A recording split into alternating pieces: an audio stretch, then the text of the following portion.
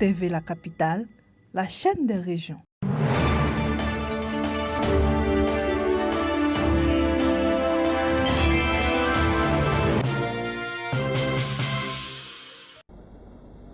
Bonjour chers téléspectateurs, bienvenue sur TV La Capitale, la chaîne des régions. Je suis Aura Laetitia. À présent pour vous, les titres de ce jour.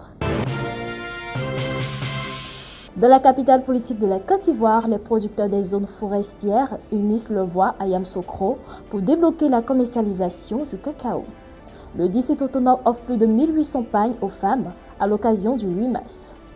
Nous assistons à l'ouverture de la semaine de l'industrie à l'INPHP.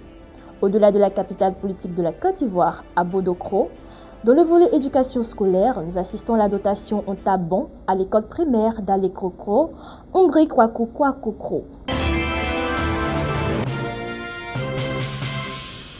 Réunis le mercredi 25 février 2026 à Yamoussoukro, à l'initiative de Nanon Bokosso, chef central des chefs baoulés de zone forestière de Côte d'Ivoire et président de la commission conciliation et arbitrage de l'OIA Café Cacao, plus de 2500 planteurs chefs de village, chefs de communauté et responsables de campement ont tenu une importante rencontre pour parler d'une seule voix.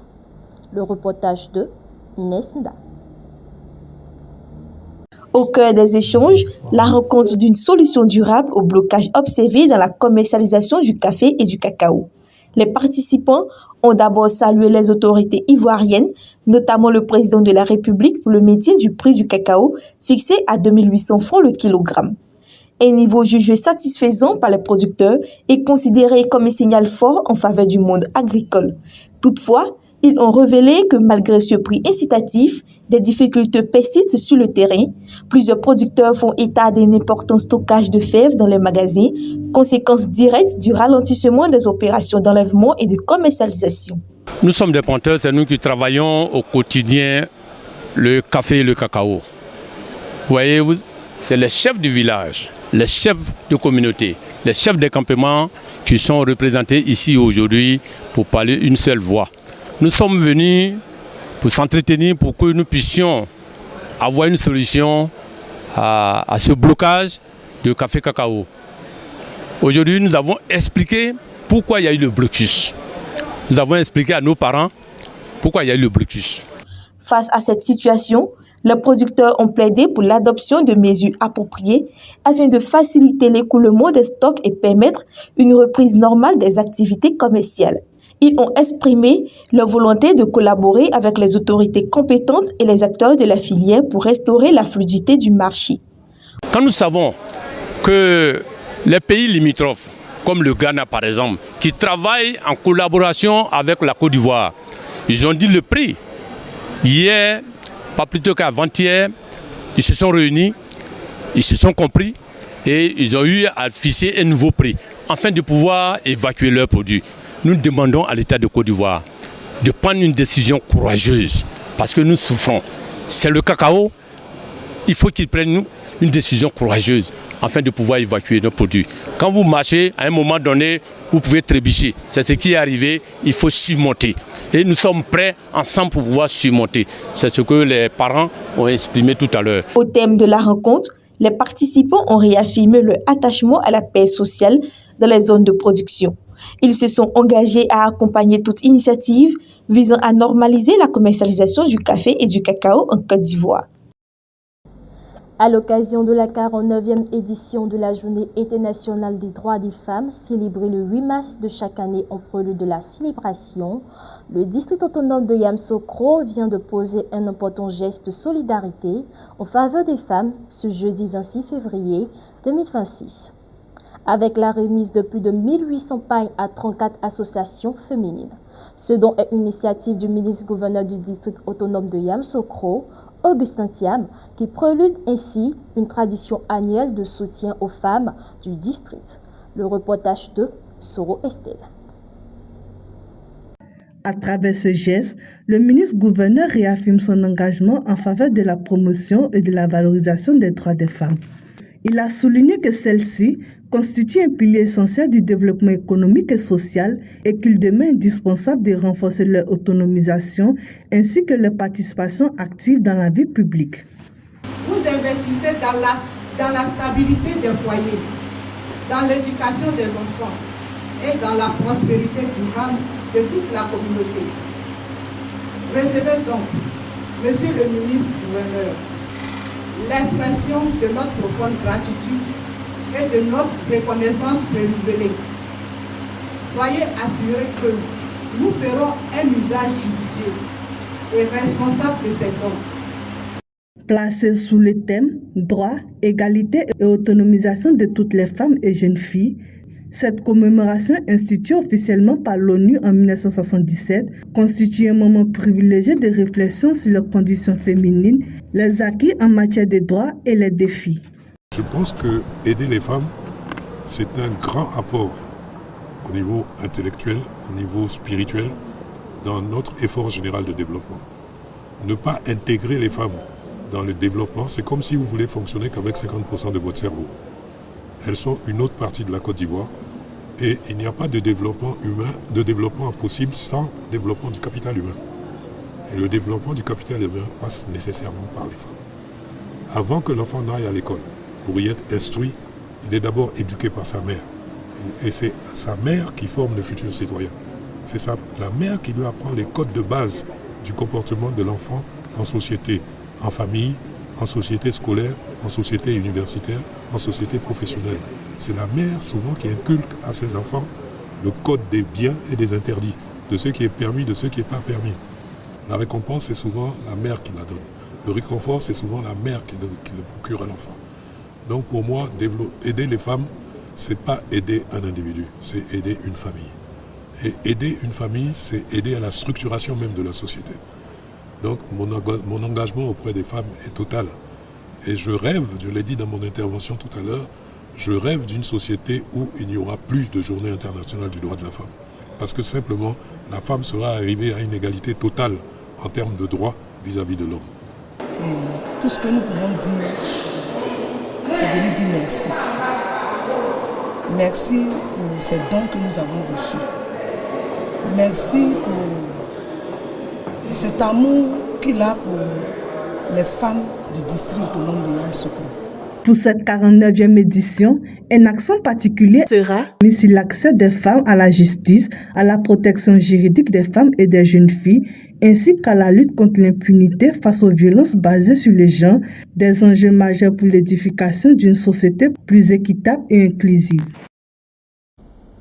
Le secteur ivoirien poursuit sa dynamique de croissance. En 2024, il a représenté 22,7% du produit intérieur brut PIB, une progression significative saluée par le gouvernement qui entend renforcer davantage sa contribution dans le cadre du plan national de développement PND 2026-2030. C'est dans ce contexte que l'Institut national polytechnique Félix Houphouët-Boigny, abrégé l'INPHB, à travers son école supérieure d'industrie, a procédé à l'ouverture officielle de la semaine de l'industrie à Yamoussoukro. Le reportage de Soro Estelle. Placé sous le thème « Quel levier pour faire de la Côte d'Ivoire une puissance industrielle d'ici 2050 ?» Cette initiative met en lumière le rôle stratégique de la jeunesse dans la consolidation des leçons industrielles du pays, un cadre d'échange entre étudiants et professionnels. L'objectif principal de cette semaine est double: permettre aux étudiants de découvrir concrètement le monde de l'entreprise à travers des échanges directs avec les professionnels, offrir aux entreprises une vitrine pour présenter leurs activités, leurs innovations et leurs opportunités de carrière. L'événement vise également à valoriser l'innovation technologique portée sur les étudiants, à favoriser leur insertion professionnelle en créant des parcelles solides entre formation académique et exigences du marché du travail. À l'INPHB et plus particulièrement à l'École supérieure d'industrie, nous avons pleinement conscience d'une réalité essentielle.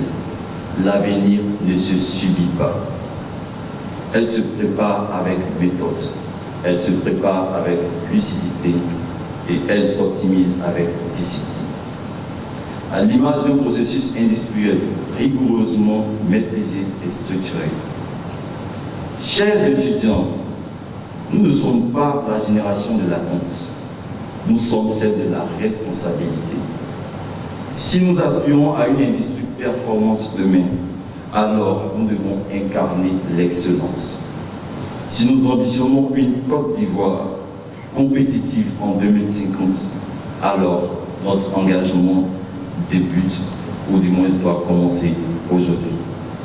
Avec son ambition de faire de l'INPHB le trésor de l'excellence de la formation, de la recherche et de l'innovation au service du développement durable de la Côte d'Ivoire et de la région Afrique, l'INPHB entend, par sa mise à disposition de cadres compétitifs et par l'organisation de forums d'échange, apporter sa modeste contribution au développement économique, social et industriel de la Côte d'Ivoire et au-delà de la région Afrique. C'est tout l'enjeu de cette semaine de l'industrie. Plusieurs activités ont rythmé la cérémonie d'ouverture et les journées thématiques prévues au programme, notamment des panels de discussion animés par des experts du secteur industriel, le rendez-vous de l'énergie, la journée de l'électronique, la journée de l'entreprise, des concours de projets innovants, une journée de la mécanique, la journée dédiée à l'intelligence artificielle, la journée de l'information et des technologies.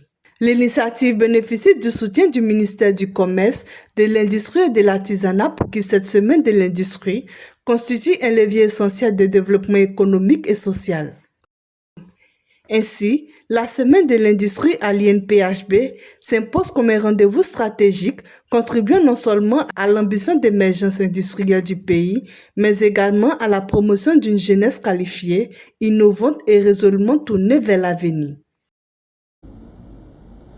Face aux besoins urgents d'amélioration des conditions d'études des tout-petits, la mutuelle de développement d'Alekro-Ndrikwa-Koukro, localité dans la sous-préfecture de Bodokro, a entrepris des initiatives auprès de bonne volonté. Une action qui a porté ses fruits avec le don récent de 100 tabons à l'école primaire publique d'Uzi Village. L'œuvre est de la société Muller Lagoon Exploration Afrique, dont le geste a été fort apprécié par les populations lors de la remise de l'équipement scolaire. Le reportage de Manuel Bonzo. C'est un don important pour améliorer les conditions d'apprentissage des élèves de l'école primaire publique d'Alekro-Ndrikwa-Koukro. L'établissement scolaire de cette localité, dans la sous-préfecture de Bodokro, a été doté de 100 tables bancs, une œuvre de l'entreprise Lagoon Exploration Afrique, apportant ici une réponse concrète à ce besoin matériel. On sait bien que tout part de là, une bonne éducation et vous avez un citoyen de bonne qualité. Donc pour moi, il est nécessaire, quand on peut, de soutenir l'éducation. Notre ministre de tutelle, qui est le ministre Sangafoa, nous a instruit qu'il était important d'avoir de bons rapports avec les communautés. Et c'est dans ce sens. Mais de façon naturelle, pour moi, quand on est sollicité qu'on peut le faire, je le fais. Cet équipement indispensable au cursus scolaire des tout-petits intervient après des démarches de la mutuelle de développement d'Alekro-Ndrikwa-Koukro qui a fait de l'obtention de tables bancs pour l'école une priorité d'action. C'est pourquoi le président de la mutuelle et le directeur de l'EPP Alekro ont traduit leurs remerciements aux donateurs tout en sollicitant à nouveau le concours de bonne volonté pour l'amélioration de l'environnement de vie des populations. Ce manque de tables bancs a fait qu'il y a certains qui ont fait 2 ou 3 mois sans aller à l'école.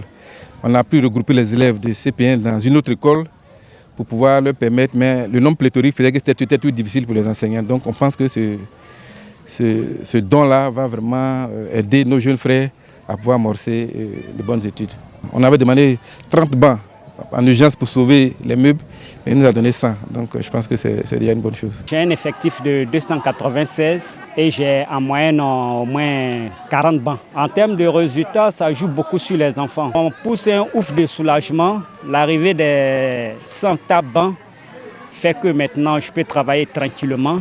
En plus des tables bancs, la société Lagoon Exploration Afrique a offert également 200 chaises à la chefferie de la localité et à la sous-préfecture de Bodokro, tout en promettant des kits scolaires aux élèves et apporter aussi une solution rapide au fonctionnement du château d'eau en panne depuis plusieurs années. Merci chers téléspectateurs de faire confiance à TV La Capitale, la chaîne des régions. Je vous dis à la prochaine édition. D'ici là, que Dieu nous guide. TV La Capitale, la chaîne des régions.